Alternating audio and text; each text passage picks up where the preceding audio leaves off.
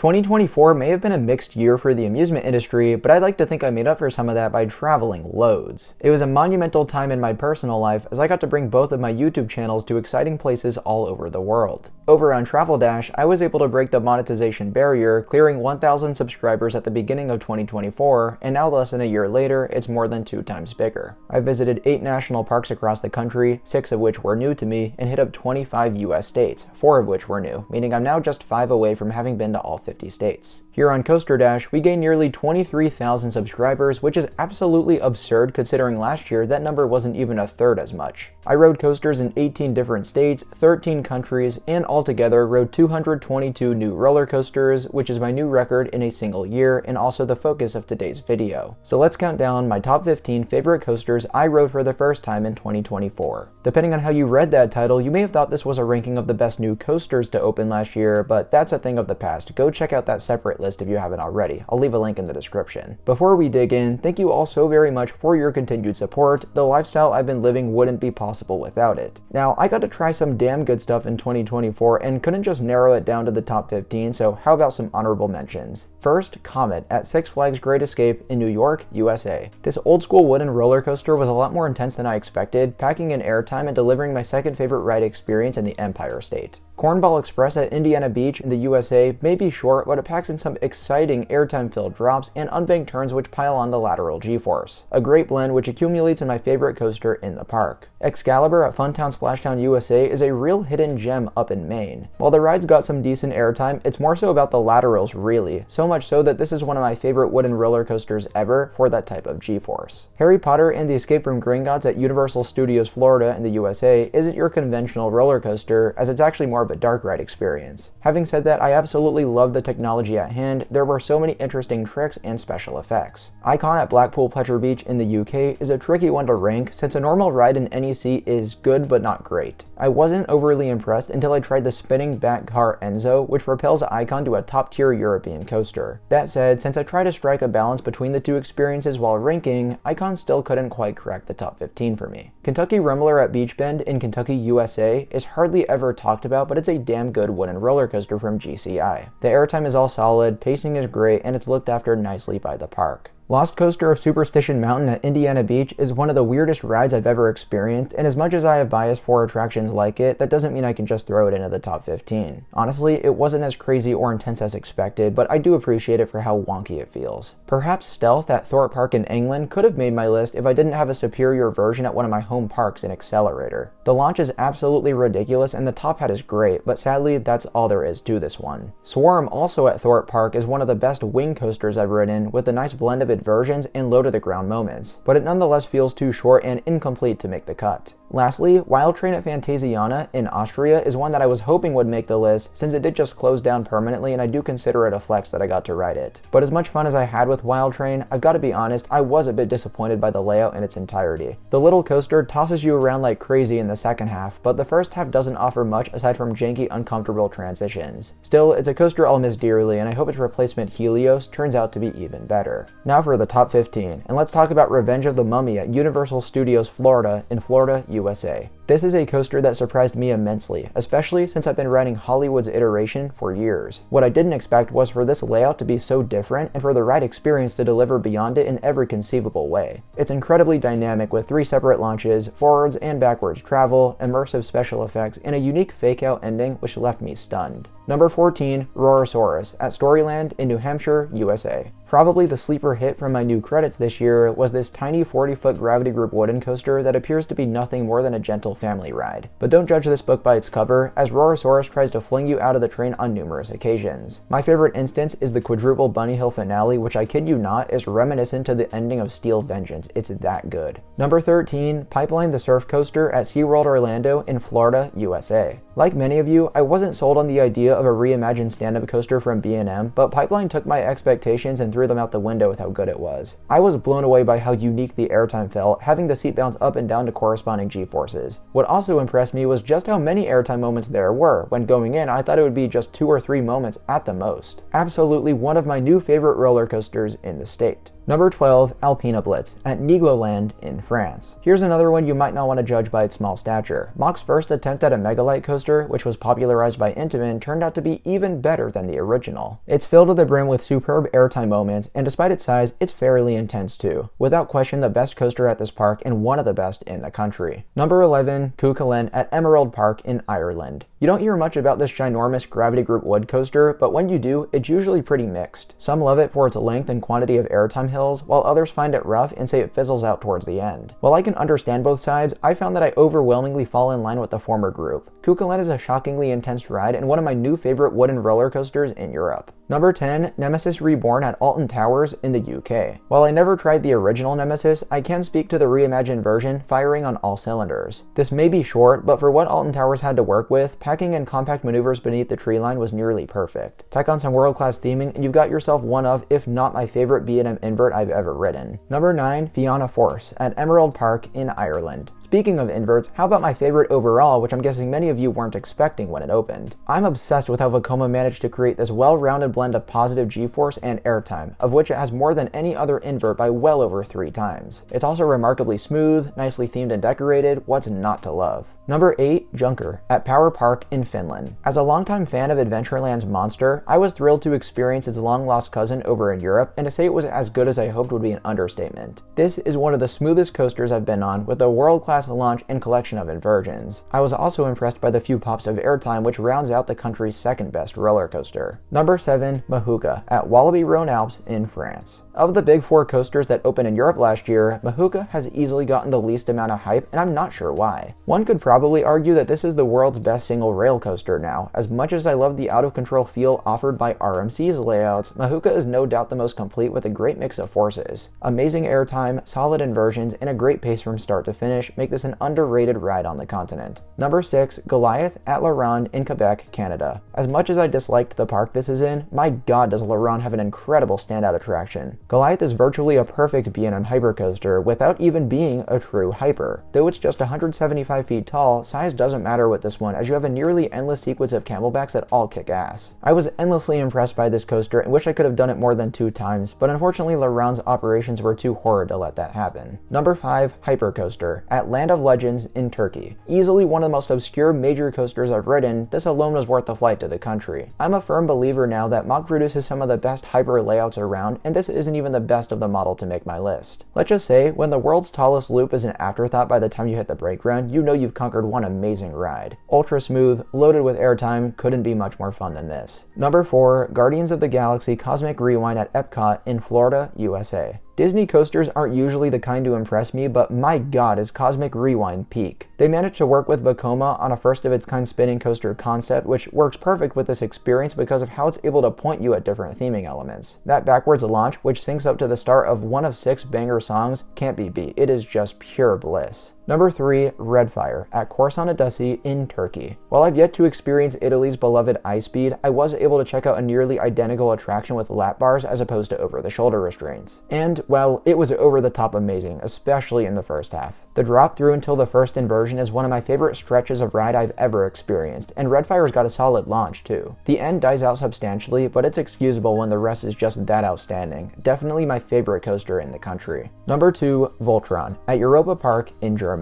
The popular choice for 2024's best new coaster was certainly one worth celebrating, as it brought forth a long-awaited standout ride for its respective park and delivered a ride experience that most will agree is one of, if not the best roller coaster in the country's history. Voltron is certainly one of the most dynamic coasters built so far, with 4 launches, 7 inversions, a backwards section, and amazing theming. It just barely missed the mark to be number 1 since it is relatively uncomfortable and contains some filler elements I wasn't too impressed by. Still, I had an amazing time with Voltron and can't wait to see more rides like it from Mach Rides. And coming in at number 1 is Hyperia at Thorpe Park in the UK. Whether you prefer Voltron or this, one thing we can all agree on is Mach may have had their best year ever in 2024. Where Hyperia lacks in length relative to several rides on my list, I was floored by how good its 4 signature elements were. The world's highest beyond vertical drop, the best Immelman ever built, an Outer Bank Hill inversion which is a top 5 element ever for me, and then perhaps my favorite stall to round things out. This run might be some of the best roller coaster I've ever experienced. honest. The only problem is that stretch is more or less the entire ride. If this were longer, it could have been a top 15, maybe even top 10 coaster honestly. But still, for what it is, you've got to appreciate that this is now the new best coaster in the UK and also my favorite new coaster I rode in 2024. I'd love to hear in the comments what your favorites were this past year, as I'm sure it's a very, very different list from mine. Other than that, be sure to leave a like on this video if you enjoyed it and subscribe to Coaster Dash for more content like this in the future. Thank you so much for watching, and I'll see you all very soon.